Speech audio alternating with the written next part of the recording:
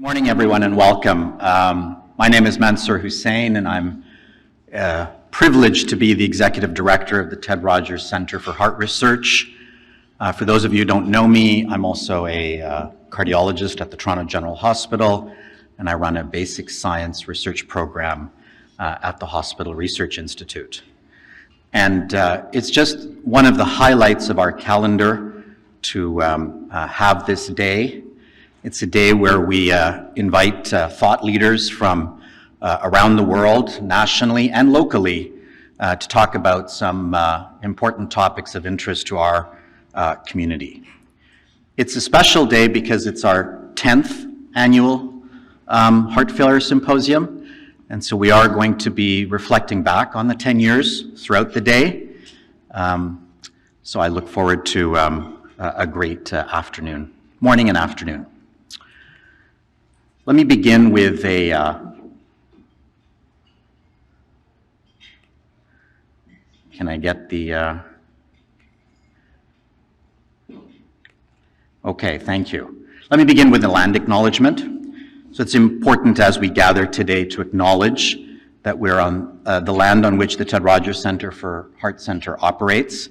For thousands of years has been the traditional land of the Huron-Wendat, the Seneca, the Anishinaabe, the Chippewa, the Haudenosaunee, and the Mississaugas of the Credit River. We also recognize the enduring presence of all First Nation, Métis, and Inuit peoples. This land remains the home to many Indigenous people from across Turtle Island. Today we express our gratitude to have the opportunity to learn and work on this land. I also acknowledge that many Indigenous people do not trust the Canadian healthcare and education systems, and that many have experienced racism in these settings, and this is something we actively seek to change. I want to begin by thanking our sponsors. These companies provide unrestricted educational grants: Novo Nordisk, Boehringer Ingelheim, and Pfizer. Thank you. Without your support, these events would not be possible. We also wouldn't be able to put on this without a planning committee, and I want to thank the members of the planning committee shown here. These are widely representative of our partner institutions, trainees, faculty, and even persons with lived experience. With this year marking 10 years of the Ted Rogers Center for Heart Research, we wanted to celebrate and reflect both backward-looking but also forward-looking, so the first session is going to get into that. We wanted to also continue to ensure that we get feedback from you and work and continue to engage all of you, so I'm going to be asking you at moments in my opening remarks to keep that in mind. This year, the symposium is accredited, so it's a group learning activity as defined by the Maintenance of Certification Program of the Royal College and approved by the Canadian Cardiovascular Society. So for the clinicians in the audience, you may claim up to 5.25 hours for maintenance of competence. To receive your certificate, you will need to complete an evaluation form after the event, and the QR code is on the back of your name badge. This will also be emailed to you, so once we receive your form, we'll send a certificate of attendance. So just a quick recap of the day that we're going to be enjoying. We're going to begin with an opening session, as I've said, looking from past to present, 10 years of heart failure innovation, and I'm just going to stay on the stage and begin that session, but I'll invite my co-presenters in a moment to join me.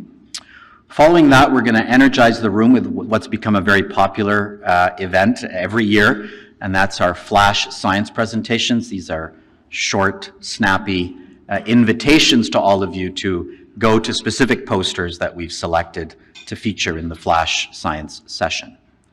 Next, we'll move to a cardiac regeneration from cells to tissues to organs session, where we'll hear about cutting-edge strategies in tissue engineering, vascularization, and cellular models of disease.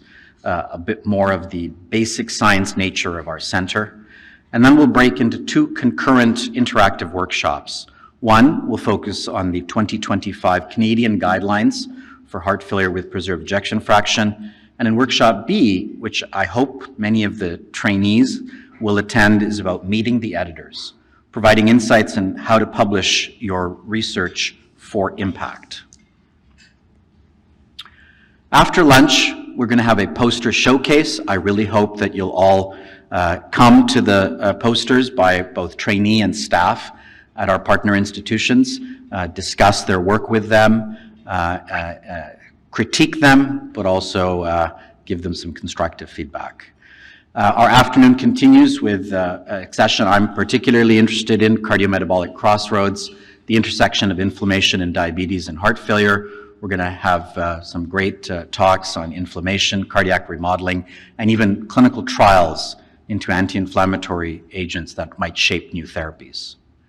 And then a session that, again, I'm very much looking forward to, and that's in quite high demand by feedback we received, is the heart-brain dialogue, mental health and heart failure, exploring patient experiences with technology, cognitive function, and access to mental health services. We'll close the day by announcing our award winners, including the Best Cardiovascular Science of the Decade in 3 categories you're going to hear about shortly, before ending with a social networking reception. So folks, you can follow along. If you lose attention, have to step out, need to not be here for everything, everything is being recorded and will be uploaded on our YouTube channel. This has become a really popular site for our community to relearn what they learned today and even look back at other lectures that we've put on at the center. Basic housekeeping, if you could silence your phones. We do encourage interaction and discussion and questions. You can raise your hand, of course, but you can also approach the standing microphones and please identify yourself when asking questions. There is, of course, Wi-Fi available. The password and network is on your table. And lastly, the washrooms are down the hall from the registration desk, and just ask any of the circulating staff. Which of course brings me to, I can't go further without thanking the staff. We couldn't put this event on without the tremendous staff at the Directorate. That's Maria, who I'm sure you've all got emails from, Maria Bada, who sadly will be leaving us for perhaps greener pastures in New York, and Devin and Victoria. Victoria has also now left us. She was covering Devin on mat leave, and without Melissa, of course, none of this would be happening. So my thanks to them as well. Of course, you're going to follow us, but remember to also fill out your evaluation forms at the end. We really do value your feedback. It's how we design this meeting.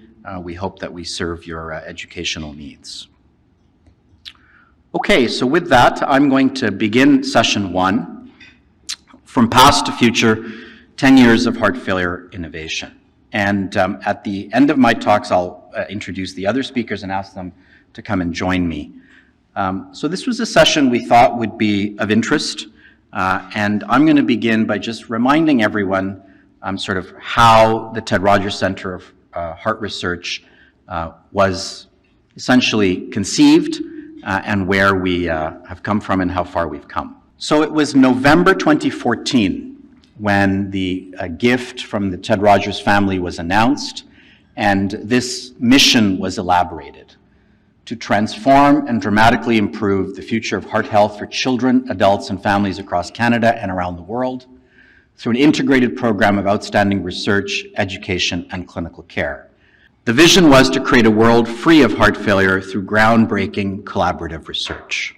It really brought together 3 well-known institutions, the University of Toronto, specifically the faculties of engineering and medicine, and their expertise, deep bench expertise in discovery, the University Health Network, the Adult Cardiovascular Care Program, the Peter Munk Cardiac Center, with their focus on outcomes, and the expertise of one of the world's premier pediatric centers, the Hospital for Sick Children, and their interest in genomics and precision medicine.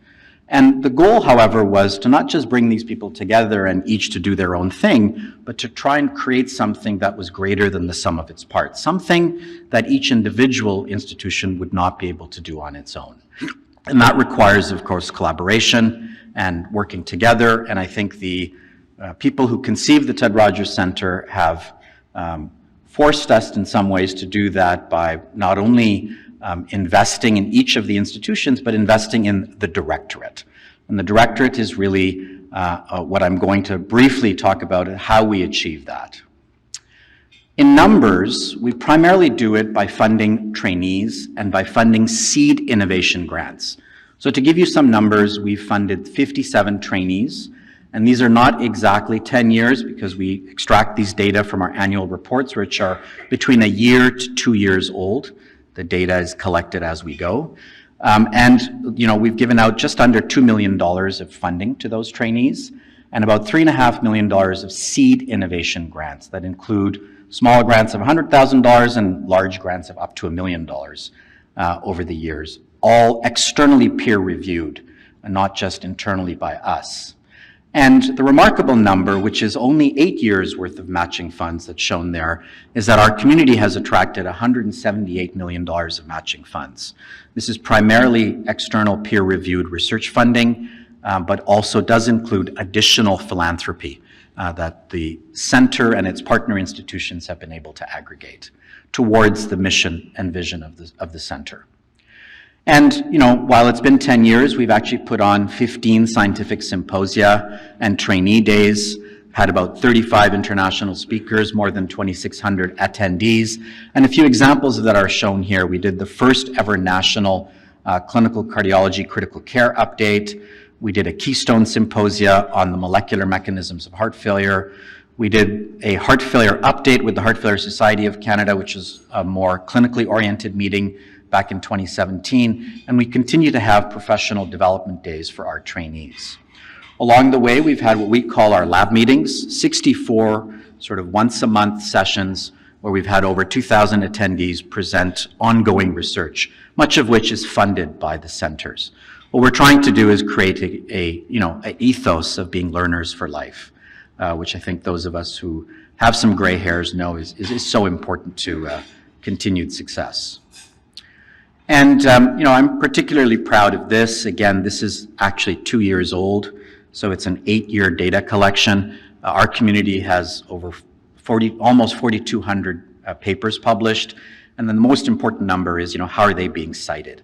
So in that 8-year span, there's about 20,000 citations per year, 164,000 citations. So, we've been hustling hard, trying to make an impact. And the currency of that, of course, is peer-reviewed publications, but it's not the only currency. Some of it is, boots on the ground, actually doing innovative clinical care, and you're going to hear more about that from the following speakers.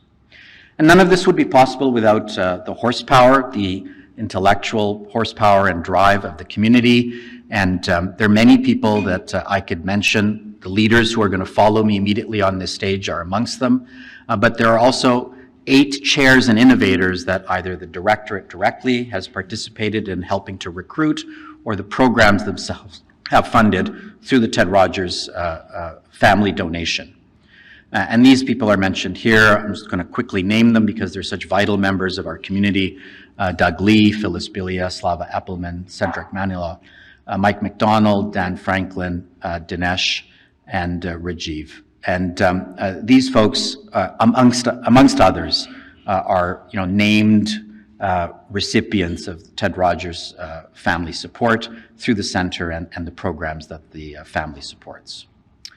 A couple of words about platforms that are supported by the center, and the numbers continue to grow, and I find these really remarkable. But some of the funding that was initially provided by the family has gone to support important infrastructure like the Heart Center Biobank and the UHN Biobank, and you'll see there, almost 11,000 participants, almost 30,000 participants at UHN, where this has enabled, of course, those large numbers of genomes and specimens, and they fuel the translational research that you're going to hear more about. And this is always a resource that's available at large to the community through the appropriate research ethics and biobank approvals.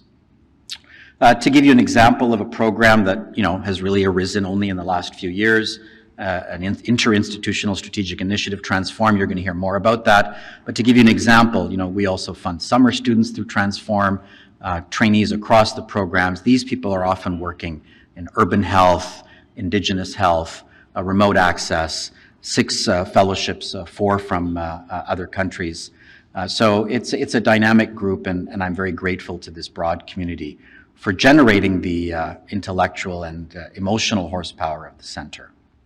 Collaboration is at the heart of what we do. I've mentioned the Keystone Symposia, but there are many partner organizations that we, for example, get accreditation through or work with to not only raise awareness, but to champion both provincial and federal authorities to invest more in heart health.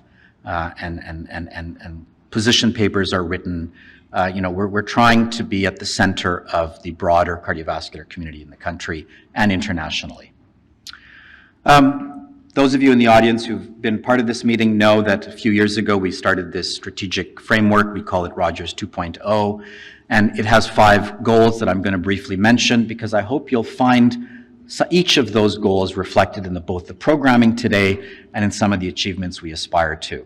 The first is to foster and promote world-class talent. This day is a day to feature our talent.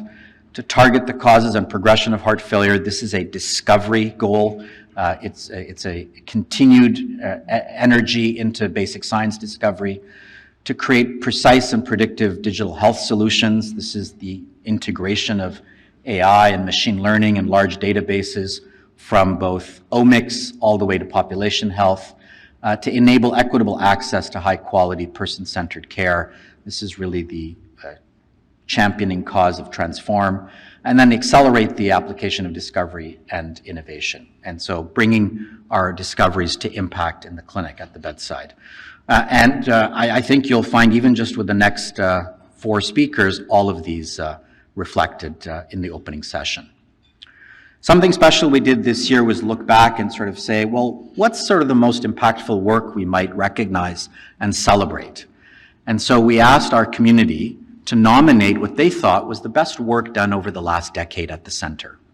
I was initially worried, we're going to get enough interest. My worries subsided as time went by. We got 59 nomination of 52 unique papers.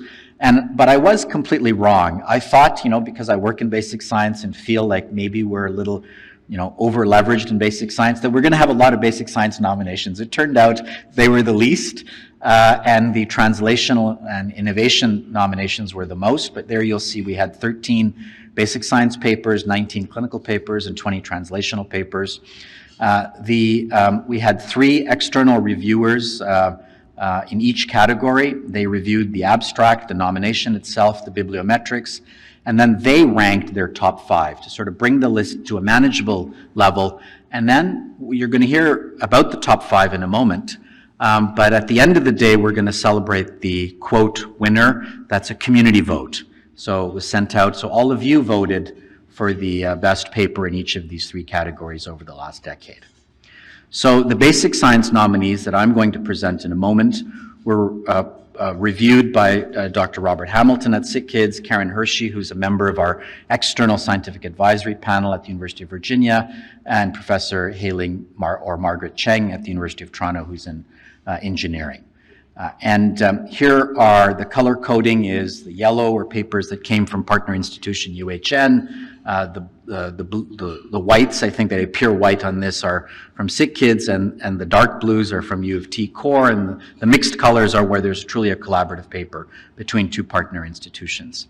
And the 5 that emerged as from the reviewers as those that the community voted on are 2 from the Appelman Lab, congratulations Slava, 1 from the Fish Lab, 1 from the Robbins Lab, and 1 from the Fish Lab, the Keller Lab, I'm sorry, at UHN. So we're gonna, and these, of course, you can see where they're published: Nature Immunology, Nature Cardiovascular Research, Cell Stem Cell, and Cardiovascular Diabetology. So I don't know who the winner is. We're gonna find out later today with the rest of you. My final 2 slides are about where I see us going in the future.